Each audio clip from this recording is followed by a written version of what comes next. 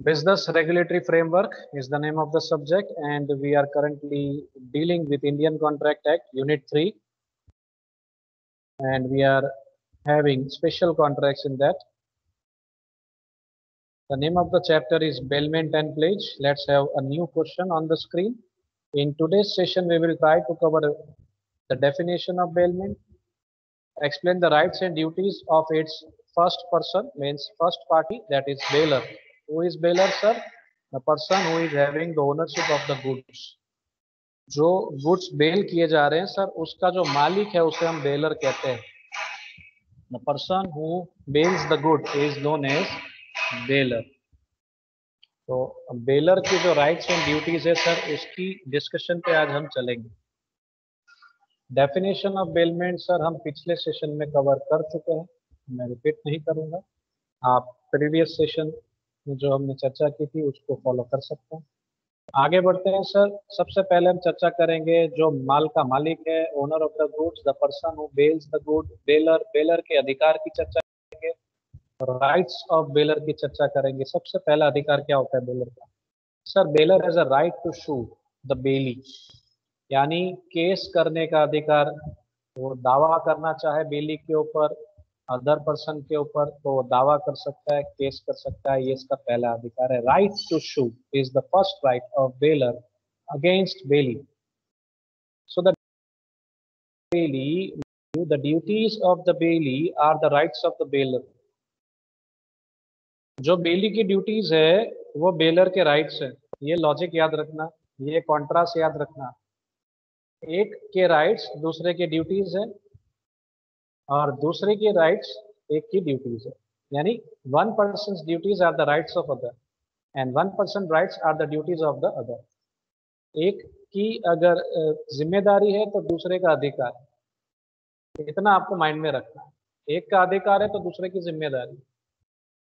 Rights की जगह पे ड्यूटी आ जाएगा और बेली की आ जाएगा.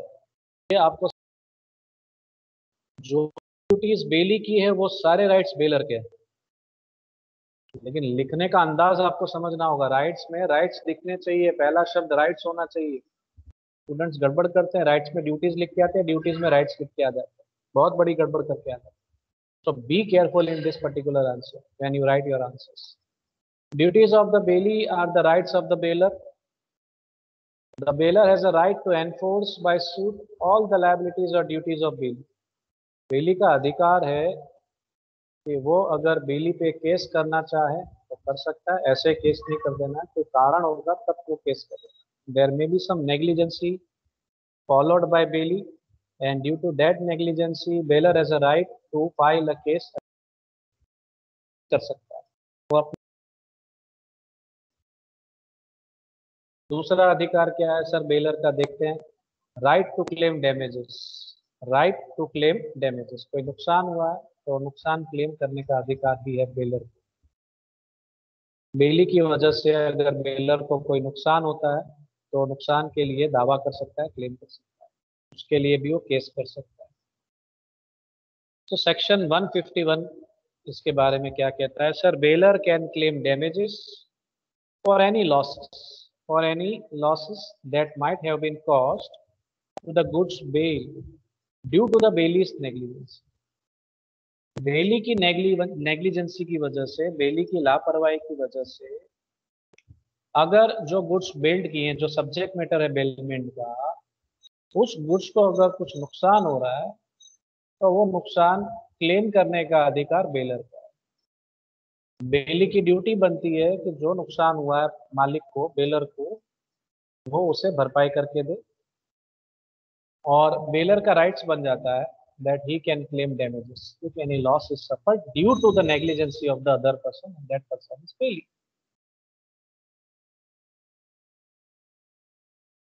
ये नुकसान की बात हुई, कॉम्पेंसेशन की बात हुई एक तरीके से. अब आगे बढ़ रहे हैं sir. Right to terminate the contract.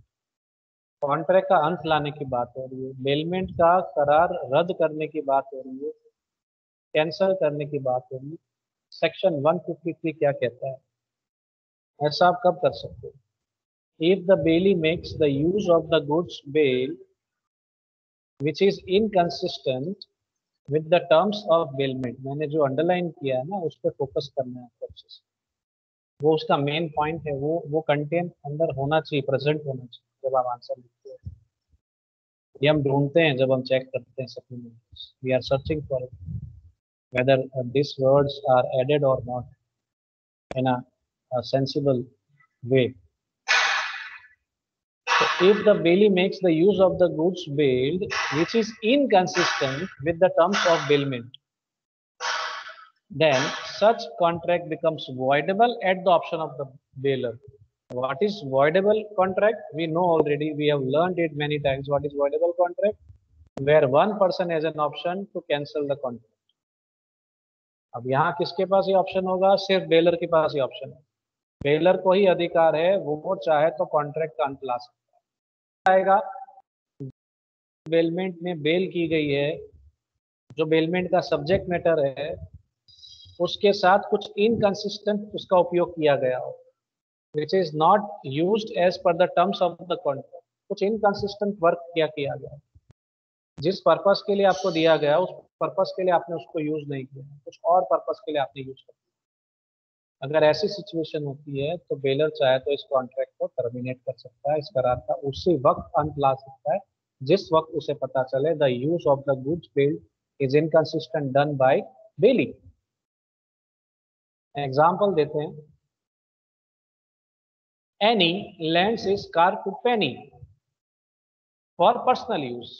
Any की कार है, एनी बेलर है, पेनी को देती है कि ठीक है आप मेरी कार ले जाइए, कोई दिक्कत नहीं। मान लीजिए कुछ 1 महीने के लिए दी होगी, भाड़े पे दिए, 1-2 महीने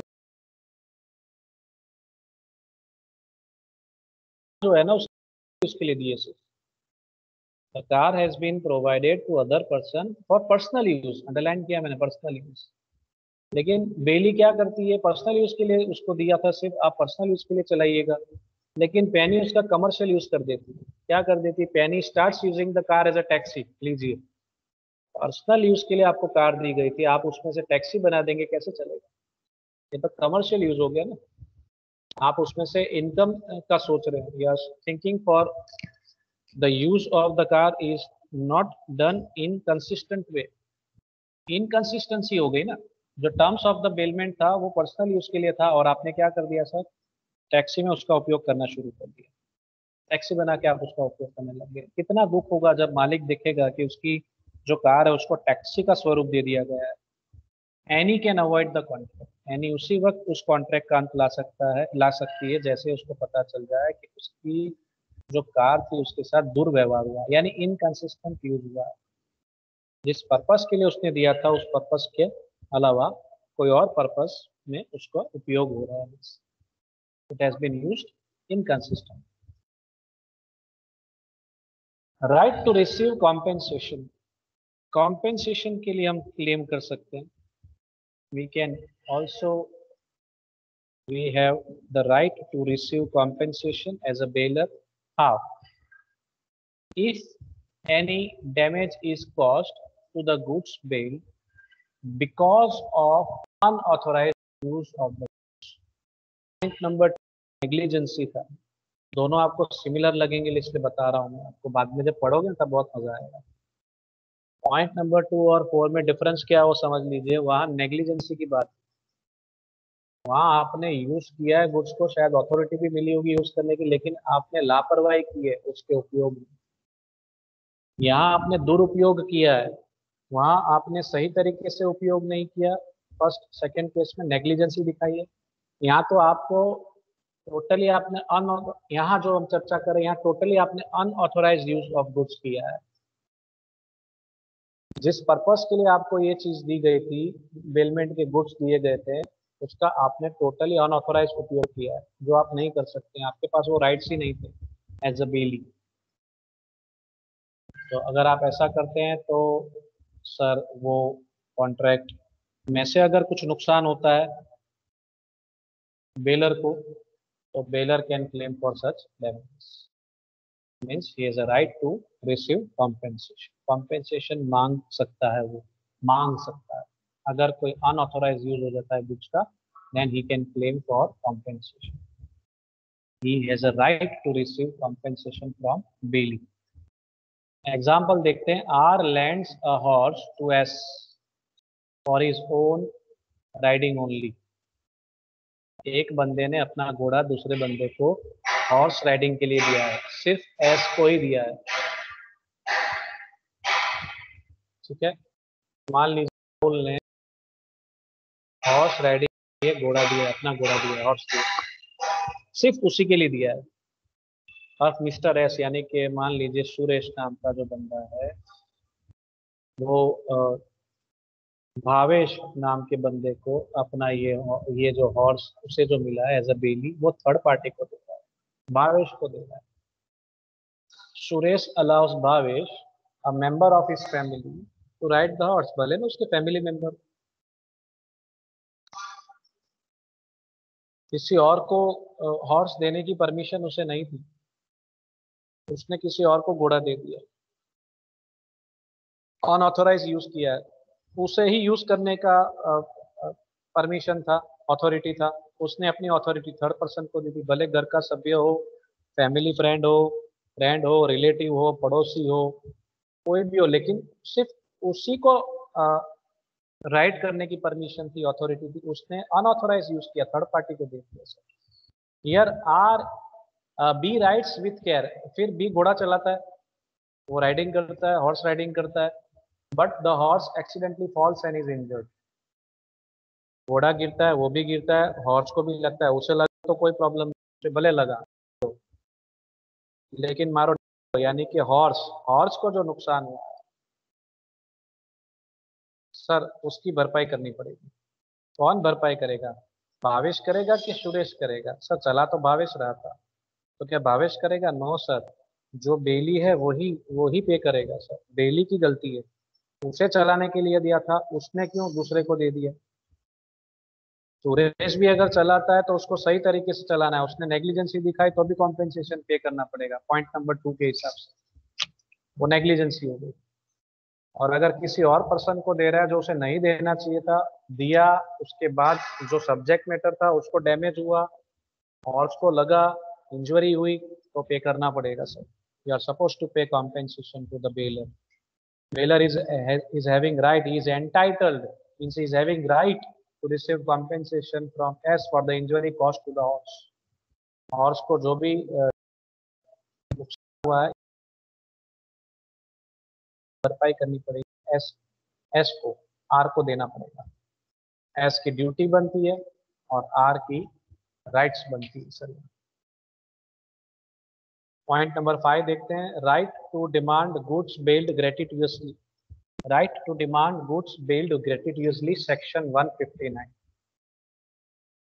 फ्री में अगर आपको कोई सेवा दी जा रही है, फ्री में अगर आपको कोई गुड्स दिए जा रहे हैं, तो आपको उसका और भी ज्यादा ध्यान रखना चाहिए, बिल्कुल ध्यान रखना चाहिए। ग्रेटिटियस बेलमेंट क्या होता है हम आगे पढ़ चुके हैं दोस्तों। ग्रेटिटियस बेलमेंट वो बेलमेंट होता है जहां आपसे कोई रुपया लिया नहीं जाता है, no consideration is received from bailee by the bailor. निशुल्क सेवा जहां दी जा रही हो, फ्री में आपको कोई चीज यूज करने के लिए दी जा रही हो या रखने के लिए दी जा रही हो, उसकी बात हो रही है। तो जब भी डिमांड करनी हो कर सकते हैं। मान लीजिए एक दोस्त ने दूसरे दोस्त को बुक्स पढ़ने के लिए दी है, 10 दिन के लिए दी है, वो 5वें दिन मांग सकता है, मांगनी हो तो। फ्री सेवा है सर, ग्रेटिटियस बेलमेंट है, यहाँ कोई कंसिडरेशन नहीं मांगा जा रहा है, तो 5वें दिन, 6ठे दिन, 7वें दिन अगर वो चाहे तो अपनी चीज मांग सकता है। He has a right to demand the goods billed gratuitously any time, any time, कभी भी मांग सकता है। एक्सपायरी से पहले भी मांग सकता है, एक्सपायरी के बाद तो मांग ही सकता है, एक्सपायरी से पहले भी मांग सकता है अगर ग्रेटिटियस बेलमेंट हो तो। यही चर्चा है। The bailor has a right to demand the goods bailed when the time of the bailment has expired. समय समाप्त होगा, 10 दिन के लिए मांगा था, 10 दिन खत्म हुआ, मांग सकता है, लाओ भाई बुक दे के जा भाई, समय समाप्त हो गया, मुझे चाहिए, मुझे भी पढ़ना है। या तो पर्पस, जिस पर्पस के लिए आपको दिया गया था वो पर्पस फुलफिल हो जाए, जैसे आपने एग्जाम के लिए मांगी होगी, देना मुझे एग्जाम तक पढ़ना चाहता हूँ, फिर मैं आपको रिटर्न कर दूंगा, आपका पर्पस है एग्जाम तक आपको यूज करना है, एग्जाम खत्म हो गई, रिटर्न कर देना है। पर्पस हो तो आपका पर्पस फुलफिल हो जा रहा है तो आपने वो चीज रिटर्न कर देनी चाहिए। आपकी ड्यूटी बनती है एज अ बेली, आपको रिटर्न कर देना चाहिए। आप नहीं रिटर्न करते हो तो बेलर आपसे डिमांड करेगा, भाई वो जो गुड्स मैंने बेल्ड किए थे, मैंने बुक्स आपको दी थी, मुझे रिटर्न करके दे। लेकिन ग्रेटिटियस बेलमेंट हो तो if even if the goods have been bailed for a fixed time or for a fixed purpose, the bailer has a right to compel the bailee to return them before the agreed time. Before the agreed time, bailor bailee से कभी भी वो चीज वापस मांग सकता है अगर ग्रेटिटियस बेलमेंट हुआ तो, जहां आप कोई पैसे लेने वाले नहीं हो। नो कंसिडरेशन इज एक्सेप्टेड और claimed by bailor to bailee, तो वहां पे वो जब चाहे तब वो कॉन्ट्रैक्ट का अंत ला सकता है, उसके पास ये राइट। तो सर अब तक हमने जो चर्चा की वो क्या थी सर? Rights of baler. अब हम जो चर्चा करने जा रहे हैं दोस्तों वो क्या है? Duties of baler. बेलर ने किन चीजों का ध्यान रखना है, उसकी रिस्पॉन्सिबिलिटी क्या है, उसकी जिम्मेदारी क्या है, उसकी ड्यूटी क्या बनती है सर? मैंने कहा वैसे एक की ड्यूटी दूसरे के राइट्स, ये कॉन्सेप्ट माइंड में रखना। One person rights are the duties of other, one person duties are the rights of other. ये थोड़ा माइंड में रखना तो एकदम इजी लगेगा। और खास ध्यान रखना, राइट्स में आपका पहला शब्द नॉर्मली राइट्स ही होता है, उसमें ड्यूटी ड्यूटी करके मत लिख के आता, गड़बड़ हो जाएगी, तो बहुत बड़ी गड़बड़ हो जाएगी। So be careful while you are writing your answers. फरज અને હકમાં ફરક હોય કે નહીં હોય તેની કાળજી રાખજો। ड्यूटीज ऑफ बेलर की डिस्कशन पे चलते हैं दोस्तों। A bailor has the following duties. Number 1, सबसे पहली ड्यूटी क्या होगी बेलर की sir? Duty to disclose defects, section 150। जो गुड्स बेल किए जा रहे हैं उस गुड्स के अंदर अगर कोई डिफेक्ट्स है, कोई खामी है, तो बता देना चाहिए कि भाई हमारा बच्चा जो है 5वीं में 5 बार फेल है। स्पष्ट बता देना चाहिए, छुपाना नहीं है। You are suppose to disclose all the material defects of the goods bailed. जो भी चीज आप बेच रहे हैं, मीन्स यहाँ पे बेल कर रहे हैं, बेच नहीं रहे हैं, बेल कर रहे हैं, वो चीजें आप जब आप बेलमेंट में दे रहे हैं तब आपने बेली को स्पष्ट बता देना है कि भाई ब्रेक फेल हो जाती है कभी कभी, ध्यान रखना गाड़ी चलाते वक्त। हॉर्स कभी कभी पागल हो जाता है, वो अपना आपा खो देता है सर, इंसेन हो जाता है कभी कभी, बेकाबू हो जाता है कभी कभी, तो आप थोड़ा ध्यान रखना हॉर्स राइडिंग करो तो। ये सारी इंफॉर्मेशन मालिक ने बता देनी है, बेलर ने बेली को बता देनी है दोस्तों, बिना भूले। So it is the duty, उसकी ड्यूटी बनती है, it is the duty of the owner of the goods, that is the bailor, to disclose all the material defects in the bailed goods, in the bailed goods, as well as the extraordinary risk involved in the use of goods। मैंने अभी आपको बता दिया, defects बता देनी है, जो भी डिफेक्ट्स हो तो, अगर हो तो बतानी, नहीं हो तो ठीक है, अच्छी बात है। कोई रिस्क इन्वॉल्व है तो बता देना, भाई संभाल के राइड करना, कभी कभी ये घोड़ा बेकाबू हो जाता है, ये रिस्क भी आपको बता देना चाहिए। Bailor is responsible for the damage whether he has or he was not aware of such facts is immaterial in the bailed goods। Baler को पता हो या ना पता हो डिफेक्ट के बारे में, ये हकीकत के बारे में, मीन्स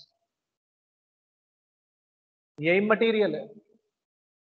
अगर कुछ नुकसान हुआ, बेली ने नहीं बताया, सॉरी बेलर ने नहीं बताया डिफेक्ट्स के बारे में, शायद उसे पता हो और उसने नहीं बताया, या हो ऐसा भी हो कि उसे पता ही नहीं था, वो कैसे बताया?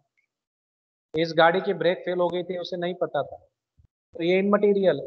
पता हो या लापता हो, मीन्स न पता हो, bailor is responsible for the damages. Bailee अगर हॉर्स राइडिंग कर रहा है या कार चला रहा है, सब्जेक्ट मैटर जो भी हो बेलमेंट का, जो भी गुड्स बेल्ट किए, मान लीजिए कार बेल की है, कार दी गई है बेलमेंट में चलाने के लिए, यूज करने के लिए, वो कार चला रहा है, कार की ब्रेक फेल हो गई है, लगी नहीं रही है, और एक्सीडेंट हो जाए, बेली को, बेलर की कार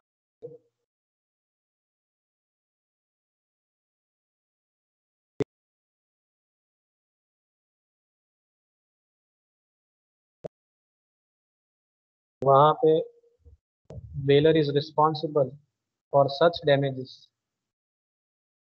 क्योंकि बेलर की एक तरीके से यहाँ पे नेग्लिजेंसी मानी जाएगी। अगर उसे पता है और उसने नहीं बताया तो ज़्यादा नेग्लिजेंसी, बड़ी negligence, big negligence has been done by bailor. आपको सच पता है और आपने छुपाया, ऐसा हो जाता है, वो ज़्यादा गंभीर हो जाता है। आपको पता ही नहीं था, ठीक है, सही बात है, चलिए ठीक है, मान लेते हैं, तो ठीक है, थोड़ा बहुत राहत हो सकती है, डिपेंड्स ऑन द जज। Even if it is a gratuitous bill, Bailey is entitled to recover all the losses and damages by way of compensation. फिर ये ग्रेटिटियस बेलमेंट हो या नॉन ग्रेटिटियस बेलमेंट हो, जहां आपने कंसिडरेशन लेना हो या न लेना हो, इट डजेंट मैटर। बेलर की ड्यूटी बनती है कि अगर कुछ नुकसान हुआ है, उसकी वजह से कुछ नुकसान हुआ है बेली को, तो उसकी भरपाई करके देनी होगी। अगर वो भरपाई नहीं करता है तो बेली कोर्ट में जाके क्लेम कर सकता है कि इनकी वजह से, इन्होंने ऐसी चीज मुझे दी जिसकी वजह से मुझे नुकसान हुआ है, I claim for damage, claim कर सकता है। एग्जाम्पल देखते हैं। S, the owner of a scooty, allows K his friend to take his scooty for a joy ride. होता है ना, कभी कभी हम नई गाड़ी खरीद के आते हैं तो एक फ्रेंड दूसरे फ्रेंड को दिखाता है, देख मैंने नई गाड़ी ली, तो दूसरा फ्रेंड बहुत खुश हो जाता है। कुछ लोग खुश होते हैं, कुछ लोग जेलस भी फील करते हैं, डिपेंड्स। मान लीजिए वो दोस्त खुश होता है, उस खुशी में वो शामिल होता है और वो कहता है कि यार एक एक चक्कर तो बनता है, एक जॉय राइड तो बनता है, मुझे एक राउंड देना, उसे जॉय राइड कहते हैं। तो फ्रेंड देता है, ठीक है। S, the owner of the scooty allows K his friend, S जो है ओनर है यानी बेलर है, के कौन है, बेली है। वो डिमांड करता है कि भाई, बेली डिमांड करता है बेलर से, यार एक जॉय राइड तो बनता है यार, ठीक है।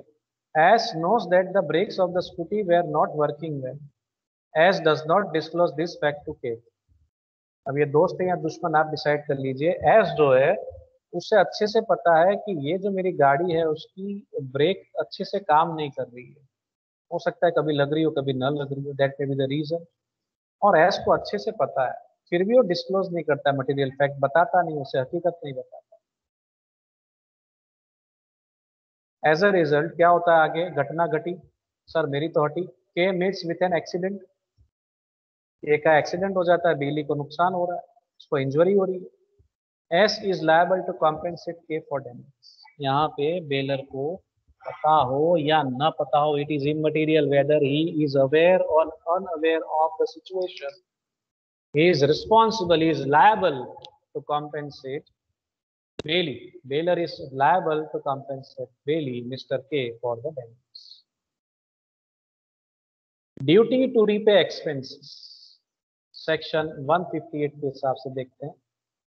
If the goods are delivered under gratuitous bailment, if the goods are delivered under gratuitous bailment, and if the bailee is to receive no remuneration, and if the bailee incurs any expenditure in keeping, preserving, maintaining the goods, then the bailor has a duty to pay, provided the claim is lawful and the amount is reasonable. अब कभी कभी ऐसा होता है कि sir जो goods bell किए गए हैं, it may be for gratuitous bailment and bailee is to receive no remuneration, यानी हम निःशुल्क सेवा ले रहे हैं एक तरीके से। बेलर जो है बेली को चीज दे रहा है, गुड्स दे रहा है, हो सकता है उस पे वो उसको रखने के लिए दे रहा हो, संभालने के लिए दे रहा हो, उसका देख रेख करने के लिए दे रहा हो, कीपिंग, प्रिजर्वेशन, मेंटेनिंग, ये रीजन हो, उसकी वजह से वो दे रहा है। लेकिन मान लीजिए आप अपनी कोई एनिमल को रखे गए हैं, गाव हो, बफेलो हो, हॉर्स हो, मैंने कहा वैसे वो हवा पे तो जीने वाला नहीं है, उसका खाने पीने का खर्चा वगैरह होगा, होगा कि नहीं होगा, हाँ sir. Bailee incurs any expenditure in keeping, preservation, maintaining the goods, then the bailor has a duty to pay, provide that the claim is lawful and the amount. वहाँ हमारी सामने से ड्यूटी बनती है कि भाई आपने मेरी हॉर्स को संभाला 2 महीने के लिए, उसके लिए धन्यवाद, आप बताइए कितना खर्चा हो रहा है। तो सर वो बताएंगे इतना खर्चा हो रहा है। अगर वो लॉफुल है, सही लग रहा है, रीजनेबल लग रहा है, वो मांग सकता है, उसने संभाला है तो लीगल है, ठीक है। बेली ने संभाला है तो क्लेम कर सकता है, लीगल है। रीजनेबल अमाउंट क्लेम कर रहा हो तो वो भी ठीक है। फिर अनरीजनेबल मांग रहा होगा तो हम पे नहीं करेंगे। ब्याज भी आप दे रहा होगा, ब्याज भी रकम होगा तो हमारी बनती है।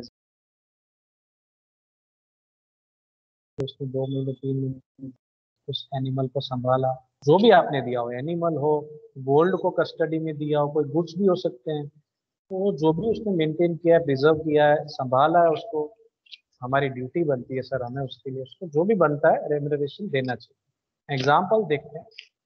If Birju, that is B, a farmer gives some gold to his friend Lala, means L, a goldsmith, to make a ring.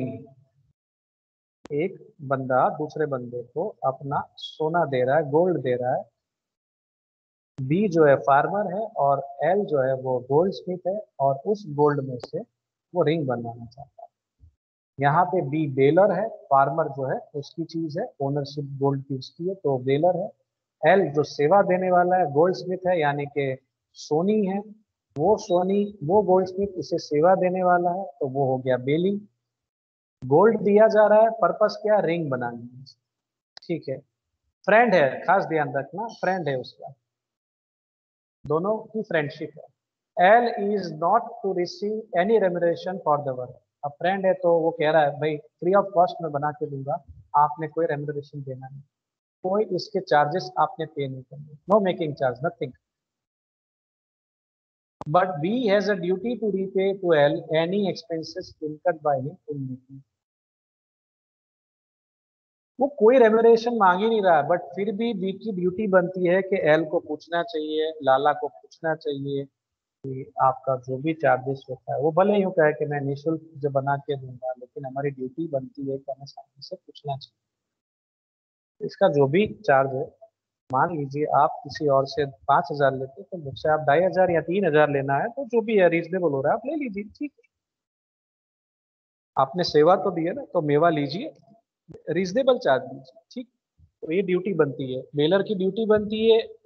मेली चाहे तो क्लेम कर सकता है, चाहे तो वो वेव कर सकता है इस राइट को।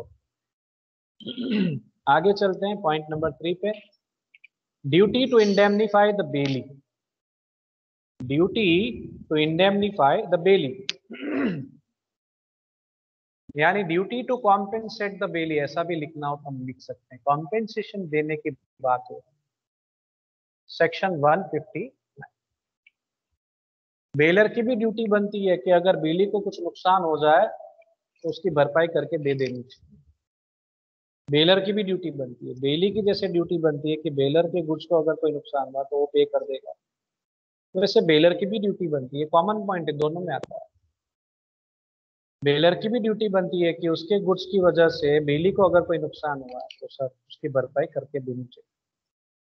चलिए देखते हैं 159 सेक्शन में कौन सी चीजों का प्रोविजन किया गया है। In case of gratuitous bailment, if the bailee is compelled to return goods, is compelled to return goods before the completion of fixed time or purpose, then due to such premature termination, if Bailey suffers loss which exceeds the benefit derived by him, in such cases it is Baylor's duty to compensate, to indemnify for such loss.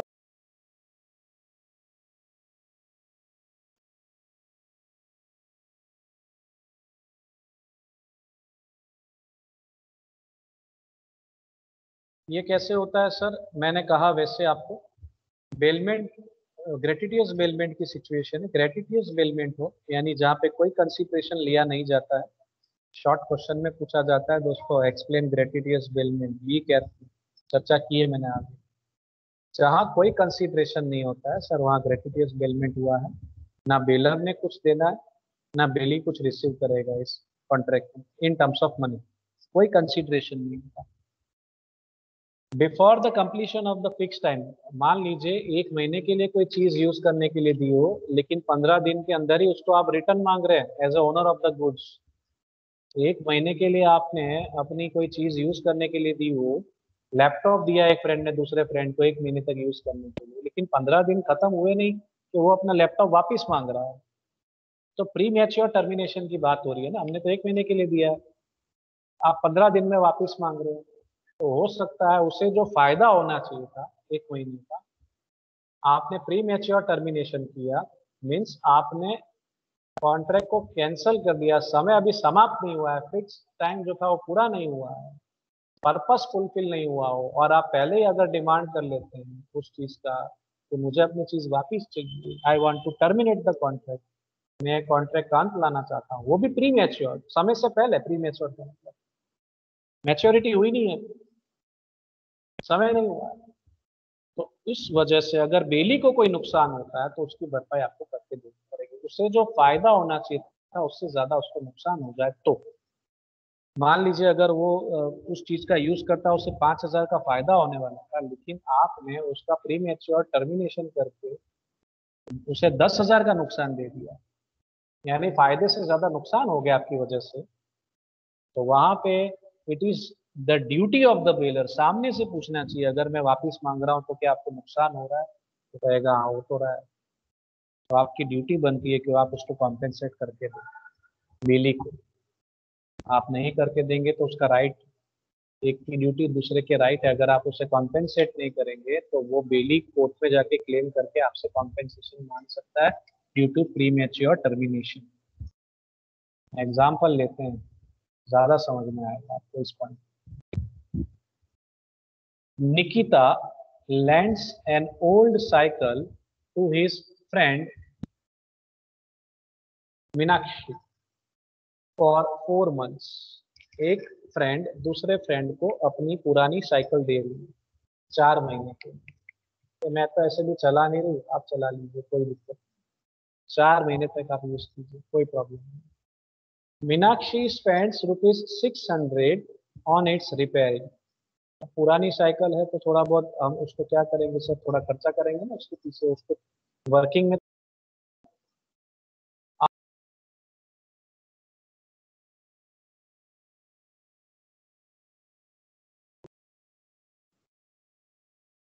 उसको अच्छे से use कर। If and demands means Nikita demands the return of the cycle with in 1 month. अब देखिए 4 महीने की बात हुई और 1 महीना खत्म हुआ नहीं कि निकिता उसको वापस कह रही है कि भाई मेरी साइकिल, वो उसको ऐसा कह रही कि मेरी साइकिल आप रिटर्न कर दीजिए। 4 महीने की बात हुई थी, प्री मैच्योर टर्मिनेशन की बात हो रही है। ड्यूरेशन था इस बेलमेंट का 4 महीने का, और मैडम निकिता मैडम कह रही है कि 1 महीने में आपने मुझे मेरी साइकिल दे देंगे, बात खत्म। निकिता के पास ये अधिकार है क्या, वो अपनी चीज वापस मांग सकती है, क्योंकि ये ग्रेट्युटोरियस बेलमेंट है, यहाँ कोई पैसे नहीं मांग रही है, कोई रेंट नहीं मांग रही है। उसके पास ये अधिकार है, वो कभी भी ये कॉन्ट्रैक्ट का अंत ला सकती है, भले प्री मैच्योर हो, समय से पहले हो। ये इसका अधिक बेलर का अधिकार है, वो अपनी चीज वापस कभी भी मांग सकता है। Nikita will have to indemnify, मांग सकता है, लेकिन सामने वाले को अगर उससे नुकसान हो रहा है ना, तो वो फिर सामने वाले छोड़ेगा नहीं, वो आपके सामने क्लेम करेगा। Nikita will have to indemnify Meenakshi for the expenses borne by her in excess of the benefit derived by her। मैं यहाँ निकिता और मीनाक्षी कह रहा हूँ तो हर हर आएगा, हिम नहीं आएगा। थोड़ा ग्रामर ध्यान रखना आप। ठीक है, चलिए। यहाँ 4 महीने की बात हुई थी, 4 महीने के हिसाब से खर्चा किया 600 रुपए का, 1 महीने के हिसाब से कितना हुआ, 150 रुपया हुआ। फायदा कितना हुआ, साइकिल 1 महीने के लिए यूज की, समझना आप, बहुत प्रैक्टिकल बात कर रहा हूँ। साइकिल तो सिर्फ 1 महीने के लिए यूज की, यानी 600 में से सिर्फ 150 का ही काम हुआ। ठीक है, 450 का क्या फायदा, हमें 150 का हुआ, 450 का तो नुकसान हो गया। So over year loss is exceeding, loss more than profit. ये तो छोटी रकम है, बड़ी भी हो सकती है। वो भी आप क्लेम कर सकते हैं। अगले पॉइंट पे चलते हैं, duty to receive the bailed goods back. Duty to receive the bailed goods back, जो भी गुड्स को बेल्ड किया गया है वो आप रिटर्न आपने रिसीव कर देना है। आपने जो चीजें दी है बेलमेंट में वही चीज आपको एक्सेप्ट भी करनी है। आप खुद वॉलंटरीली अपनी चीज दे रहे हो बेली को, जैसे आपने गोल्ड दिया गोल्ड स्मिथ को, उसमें से भाई रिंग बनानी है, नेकलेस बनाना है, ब्रेसलेट बनाना है, जो भी ऑर्नामेंट्स बनाने हैं, आपने अपनी चीज दी, आपने गोल्ड दिया, ठीक है। उस गोल्ड में से उसने आपने जैसा कहा वैसा आपको ज्वेलरी बना के दे दी, तो आपको वो एक्सेप्ट करना होगा। एज अ बेलर आपकी ड्यूटी बनती है, you have to receive back the goods. Bailee आपको इन्फॉर्म कर देगा जो चीज रेडी हो गई है, फिर आपने आके ले जाना होगा, तो आपकी ड्यूटी बनती है। So when the belly in accordance with the terms of the bailment returns the goods after the expiry of the time, 1 महीने की बात है तो 1 महीने बाद रिटर्न करना है, बेली को बेली ने रिटर्न कर देना है। यहाँ पर्पस हो, जैसे मैंने आपको पर्पस बताया, गोल्ड दिया है उसमें से आपने कोई ज्वेलरी बनाने की बात की हो, तो पर्पस फुलफिल हो रहा है। The bailor has a duty to receive back the goods, bailor ने वो चीज एक्सेप्ट करनी है। गोल्ड गोल्ड में से ज्वेलरी बन गई है तो आपने जाके कलेक्ट करनी है, एक्सेप्ट करना है। बेली संभाल के नहीं रखेगा, बेली ने जैसे आपको इन्फॉर्म कर दिया है उसकी ड्यूटी खत्म, ओनरशिप आप ही की है, आपने वो चीज जल्द से जल्द वहां से कलेक्ट कर लेनी है, जल्द से जल्द। रिस्क आपका हो जाएगा, आपको नोटिस दे दी ना, उसने बता दिया ना कि आपकी चीज रेडी है, आपका मोबाइल रिपेयर हो गया, ले जाइए, उसी उसकी रिस्क खत्म है। के बाद वो नहीं है दोस्तों, इसलिए जैसे ही आपको नोटिस मिल जाए कि आपकी चीज रेडी है, आपने तुरंत कलेक्ट कर लेना है बिना टाइम वेस्ट किए। इफ द बेलर रिफ्यूजेस, अगर बेलर कलेक्ट नहीं कर रहा है जल्द से जल्द, या इनकार कर रहा है कि नहीं मुझे नहीं चाहिए, मैं नहीं आऊंगा लेने के लिए, कोई कारण से वो मना कर दे रहा है, then the bailee has a right to demand compensation from the bailor for the necessary expenses of maintaining the goods. अगर आप वो चीज की डिलीवरी नहीं लेंगे, उसका पोजेशन नहीं लेंगे, तो वो चीज बेली ने उसको संभाल के रखना पड़ेगा, रिस्क है उसके लिए, वो उसके पीछे हो सकता है उसका खर्चा हो रहा हो उसको मेंटेन करने का, मेंटेनेंस एक्सपेंसेस उसके बढ़ रहे हैं, तो बल्कि बेली आपसे मांगेगा फिर बाद में कि भाई उसको मैंने 2 महीने तक संभाला, आप 2 महीने बाद लेना है, उसका इतना खर्चा हुआ है वो आपको देना पड़ेगा एक्स्ट्रा, तो वो भी आपको फिर पे करना पड़ेगा। आप जितनी देरी करोगे उतना खर्चा